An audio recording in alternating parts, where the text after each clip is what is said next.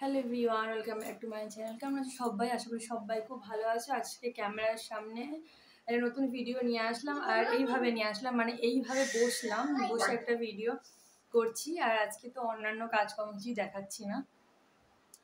তো আজকে একটা কোয়ারি নিয়ে এসেছি। তো অনেকের অনেক কোয়ারি রয়েছে, যেমন একটা ভেরি কমন সবার একটা কোশ্চেন রয়েছে যে হঠাৎ করে কলকাতা থেকে এখানে কেন চলে আসলাম, এত দূর কেন চলে আসলাম, পুরুলিয়ায়, মানে কলকাতা থেকে পুরুলিয়া কেন চলে আসলাম।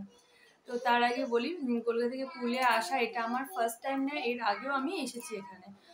এর আগেও আসা হয়েছে, কিছু মাস ছিলাম বা কিছু দিন ছিলাম, আবার চলে গেছি, আবার এসেছি। তো সেরকমই ব্যাপারটা হচ্ছে, এবারে আসার কোনো কথা ছিল না, হঠাৎ করে চলে আসা।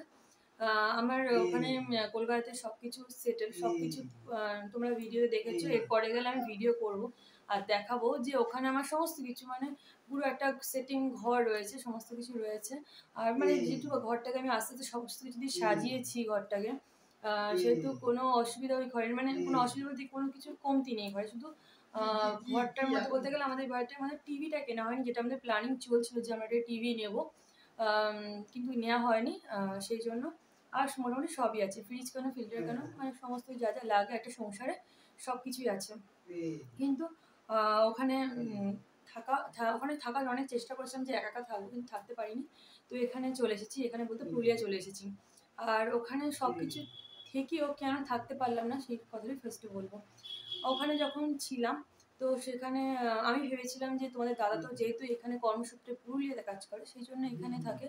তো আমি ভেবেছিলাম যেহেতু মেয়ে বড় হচ্ছে, দেখবে কলকাতাতে যতটা সুযোগ সুবিধা আছে এখানেও আছে, কিন্তু সেই পরিমাণটা নেই। তো আমি ভেবেছিলাম কলকাতাতেই মেয়েকে মানুষ করব।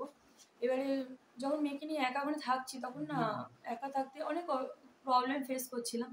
তারপরে মেন প্রবলেম যেটা হলো, যার জন্য আমি ছাড়তে পুরোপুরি বাধ্য হলাম এক প্রকার, সেটা হলো আমার শরীর খারাপ। মানে যখন মেয়ের শরীরটা খারাপ হচ্ছিল, আমি তখন ওকে ডাক্তার দেখাতে নিয়ে যাচ্ছিলাম, পাশে মা আসে তো অসুবিধা হতো না।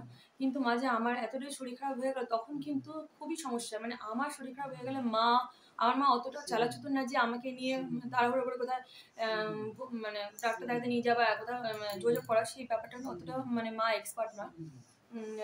তখন প্রচণ্ড যখন শরীর খারাপ, মানে আমাকে হসপিটালে অ্যাডমিট করতেই হবে, এরকম একটা সময় যখন হয়েছে, তখন আমার পাশে না ঠিক সেরকম কাউকে পাচ্ছিলাম না যে আমাকে করবে। আর তোমার দাদাভাই এখানে থাকে, তো সেরকম খুব অসুবিধা হয়ে পড়েছিল।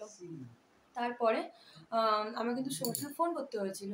সে রাতে আমি ফোন করছিলাম যে তুমি চলে এসো। রাত্রিবেলা কি করে আসবে? এখানে যেটা হয় পুরুলিয়াতে, যোগাযোগ ব্যবস্থা সেরকম উন্নত নেই যে রাত্রিবেলা বেরিয়ে গেলো, গাড়ি ঘোড়া কিছু একটা করে চলে যেতে পারলো, সেরকম নয়। ওকে অপেক্ষা করতে হয়েছিল ভোর পর্যন্ত। আর আমার তখন প্রচণ্ড শরীর খারাপ, মানে অ্যাডমিট করতেই হবে এরকম একটা ব্যাপার। তো তখন কি করেছিল, ভোরবেলায় বেরিয়ে গেছিলো, বেরিয়ে বাড়ি পৌঁছতে প্রায় তাও 11-12টা বেজে গেছিলো। ঠিক সেই সময় না ওই ডাক্তার কাছে দৌড়েছিল, আর ডাক্তার বললো অবস্থা তো খুব একটা ভালো নেই, আপনি বরঞ্চ অ্যাডমিট করে দিন, না হয়তো একবেলা বা দুবেলা থাকতে হতে পারে। তো সেই সময় গিয়ে হয়েছিল। তো সেই শরীর খারাপের পর থেকে বুঝলাম যে একা থাকাটা খুবই মুশকিল। যতই সে কলকাতা থেকে যতই সুযোগ সুবিধা সমস্ত কিছু থাকুক, একটা বাচ্চা নিয়ে একা থাকা প্রচণ্ড মুশকিল একটা ব্যাপার। তো সেই জন্য তখনই সিদ্ধান্ত নিই যে আমি থাকবো না ওখানে, যেহেতু কর্মসূত্রে এখানে পুরুলিয়াতে আমাদের সব কিছু। তো আমি এখন পুরুলিয়াতে সেটেল, মানে থাকার ব্যবস্থা করবো। এবারে সেই জন্যই যখন একটু সুস্থ হলাম, তো ডাক্তার বললো এই মুহূর্তে এতটা ট্রাভেলিং করবেন না, অন্তত 2-3 সপ্তাহ রেস্ট নিন। তো সেই জন্য শরীর খারাপের পরও 2-3 সপ্তাহ রেস্ট নিয়েছিলাম। রেস্ট নেওয়ার পরে তারপরে এসেছি পুরুলিয়াতে। এখনও ওষুধ কিন্তু আমার চলছে, মেডিসিন, কারণ এখনও আমি একটু হলেও একটু দুর্বল। তো যাই হোক, তাতে কোনো সমস্যা নেই। তো এখন যখন এখানে এসেই গেছি, তো এখন চিন্তা ভাবনা, মানে এখানে আমি কিছুই জানি না, কিচ্ছু না, কোথায় কি আছে কি না আছে কিচ্ছু জানি না। মানে ওখানটা আমি ছোট থেকে বড় হয়েছে বলে আমি সব চিনি, এই রাস্তাঘাট এভরিথিং, মানে এখানে আমি কিছুই চিনি না। আর সেই জন্য এখানে এখন খুবই সমস্যা হচ্ছে, মানে সমস্যা হচ্ছে, চিন্তা ভাবনা করছি কি করে সবকিছু, যেগুলো মেয়েও বড় হচ্ছে, অনেক কিছু কেনাকাটা, আবার ভাবছি কত কিনবো, মানে ওখানে তো সবকিছু কেনা, আবার একটা নতুন করে সবকিছু গোছাতে গেলে অনেক খরচ হয়ে যাবে। এখন কোনটা কিনলে, কোন জিনিসগুলো কিনলে নর্মালি ঠিকঠাকভাবে সেটিং করে মোটামুটি চলা যাবে, সেইগুলো তো ফার্স্টে কিনতে হবে। যেহেতু তোমাদের দাদা এখানে একা থাকতো, তো ওর মোটামুটি কিছু জিনিস আছে, যেমন একটা বিছানা রয়েছে, পরে বাসন রয়েছে, এইভাবেও থেকে যেতে পারছে। যখন আমরা থাকবো, কিন্তু আমাদের আরও জিনিস লাগবে আমার আর মেয়ে।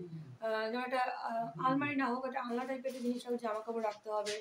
তারপর একটা গ্যাসের ব্যবস্থা করতে হবে। এখন তো একটা ছোটো গ্যাসে আমরা রান্না করি, 500 গ্যাস ভরে নিয়ে আসি, গ্যাস যুক্ত ওভেন যেটা হয় তাতে। এরপর তো মানে ওই ওভেন লাগবে, সিলিন্ডার নিতে হবে, অনেক এগুলো তো করতেই হবে, নাহলে তো প্রতিনিয়ত আর মানে অ্যাডজাস্ট করে থাকা যায় না। তো এখন ভাবছি যে এগুলো কি করে কিনবো, এগুলো কিনতে গেলেও তো অনেকটা খরচ, আস্তে আস্তে সমস্ত কিছু কিনতে হবে। তো একটু তো খারাপ লাগা আছে, মানে ওখান থেকে এখানে, এখানে সেরকম কেউ নিজস্ব থাকে না, পুরোপুরি একা একা একা।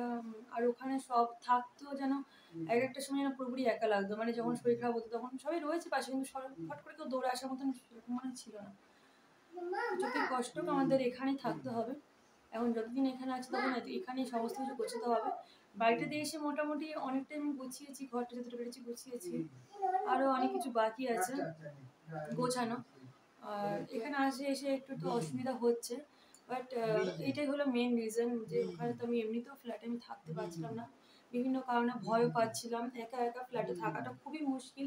আর আমার যেহেতু ফ্ল্যাটে ছিল টপ ফ্লোরে, সেই জন্য আরও বেশি মানে বেশিটাই খারাপ, মানে একা একা লাগতো। দরজা বন্ধ করলে মনে পুরো নিজস্ব করে আমি একা, আর সারাদিন একা কী করে থাকা যায়, ওই জন্য খুবই সমস্যা ছিল। তারপরে শরীরটা খারাপ হলো, তো তখন ডিসাইড করে ফেললাম যে আমি পুরুলিয়া থাকবো, আমরা একসঙ্গে থাকবো, তাতে হয়তো প্রবলেমটা কিছুটা সলভ হবে।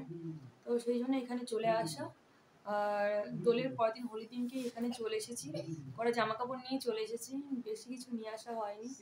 আর কি বলবো, এখনো ঘরটা সেভাবে গোছানো হয়নি, আমাদের জামা কাপড় এখানে ওখানে সেখানে পড়ে থাকে, কোনো কিছুই গোছানো না।